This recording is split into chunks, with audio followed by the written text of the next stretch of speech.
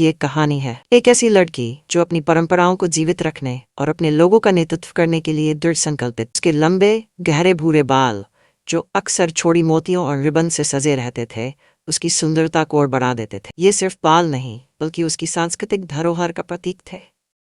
उसकी आंखें कभी हल्की भूरी तो कभी गहरी हरी, उनमें एक चमक थी जैसे वो हर चीज की गहराई को देख रही हो। उसकी त्वचा धूप में तपकर सांवली हो गई थी जो उसकी धरती और प्रकृति से उसके गहरे जुड़ाव का प्रमाण। सिबेल का कद औसत था लेकिन उसकी फुर्ती और ताकत असाधारण।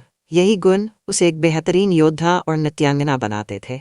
चाहे जंग का मैदान हो या उत्सव का मंच, उसकी उपस्थिति हर किसी को मोहित कर देती थी। उसके कपड़े उसकी शख्सियत के जैसे थे, मजबूत फिर भी खूबसूरत। वह अक्सर लंबी रंगीन कढ़ाई वाली ट्यूनिक पहनती थी और पारंपरिक पैटर्न वाले मोजे। सर्दियों में उसकी मोटी ऊनी चादर उसके रुतबे और गर्मजोशी का प्रतीक होती थी। उसके गहने सिर्फ गहने नहीं थे, वे उसके कर्तव्यों और परंपराओं का भार उठाए हुए थे।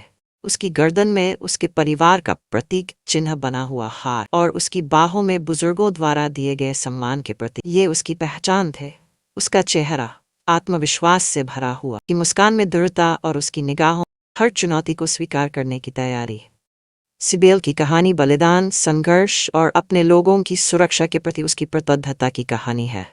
ये कहानी बताती है कि कैसे एक युवा लड़की अपने सपनों को हकीकत में बदल सकती है, भले ही उसे दुनिया के हर तूफान का सामना करना पड़े। सिबेल एक नाम, एक प्रेरणा।